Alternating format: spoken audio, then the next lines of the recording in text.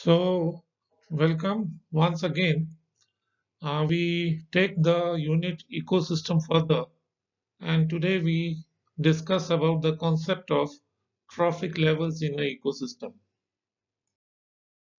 Learning objectives are what basically will get a basic idea of the concept of trophic level, then what the different trophic levels are, and what are the limitations of the concept.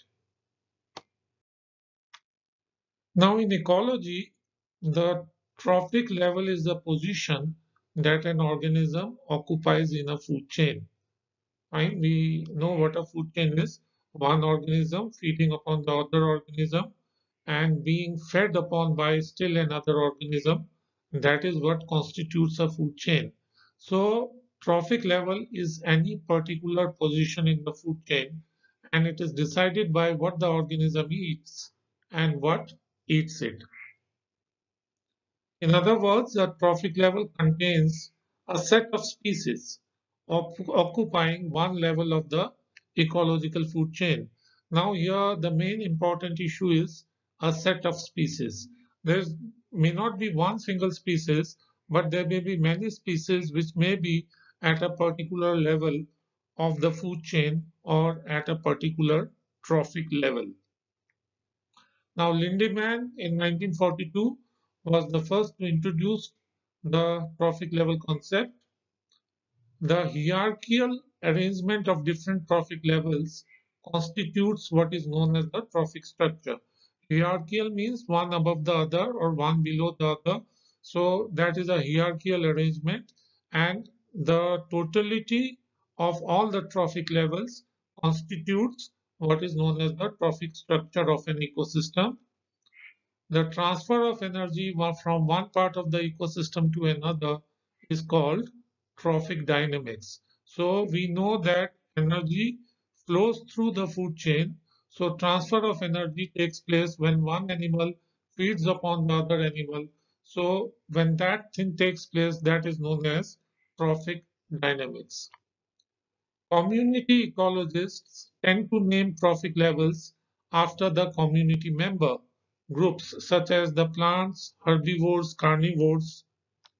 Ecosystem ecologists, they tend to prefer class names by functional level when addressing trophic levels. That is, they talk of primary producers, primary consumers, secondary consumers, and so on. Now let us take an example. Suppose we start with grass. Now, grasshopper is feeding on grass. It is being fed upon by a lizard. A lizard is being fed upon by a snake. And ultimately, we have the hawk. Now, the grass is the producer at the first trophic level. Grasshopper, a primary consumer at the second trophic level. A lizard, a secondary consumer at the third trophic level. A snake, a tertiary consumer at the fourth trophic level, and a hawk, a quaternary consumer at the fifth trophic level. So if we talk of this food chain, there are 5 levels. Now, primary producers, what are they? They are basically autotrophs, that is organisms which are capable of converting inorganic material into organic matter, maybe by the process of photosynthesis in the presence of sunlight or by the process of chemosynthesis.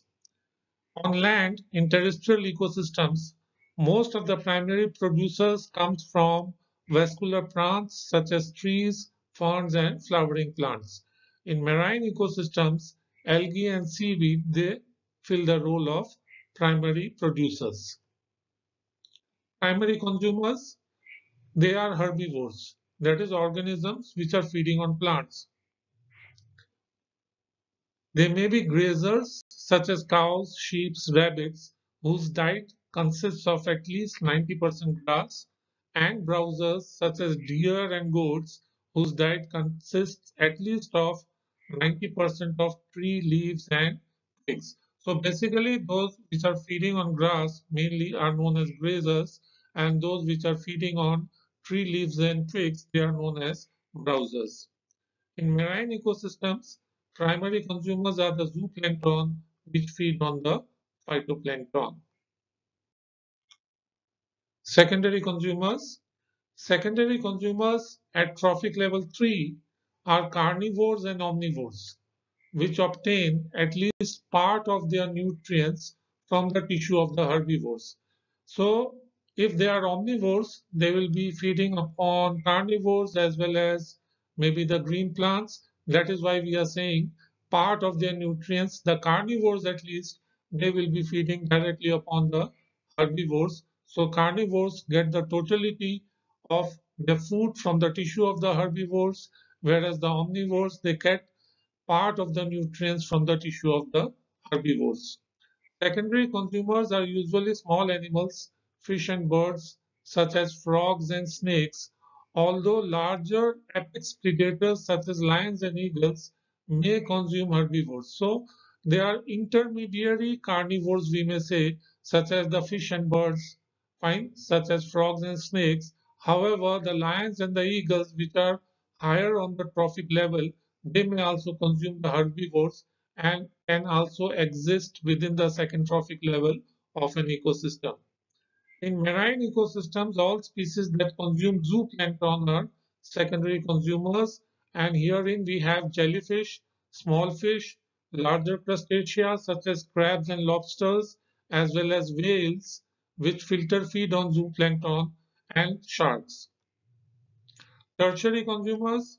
Tertiary consumers acquire energy by eating other carnivores, but may be preyed upon.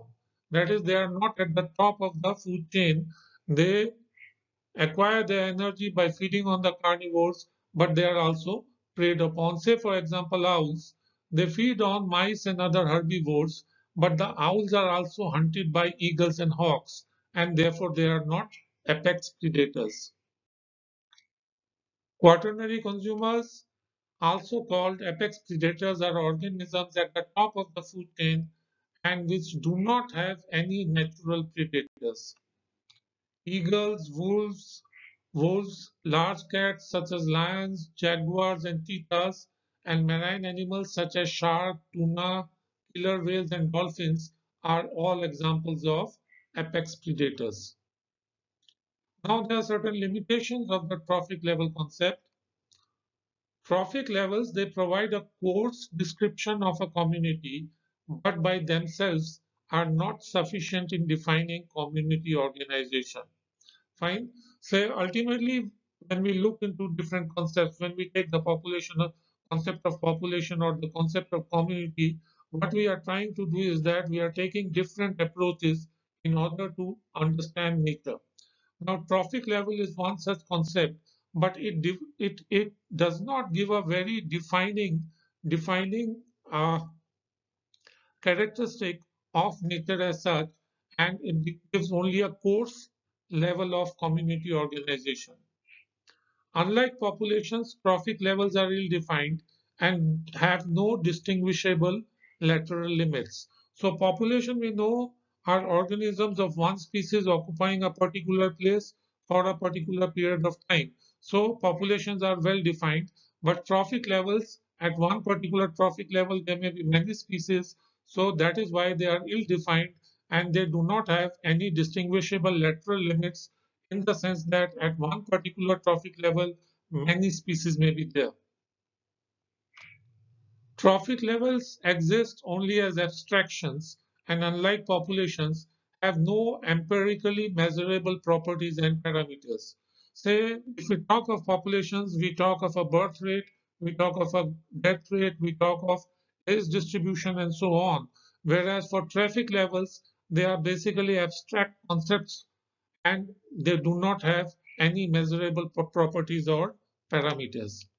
A given species may occupy more than one trophic level. That is also the other issue.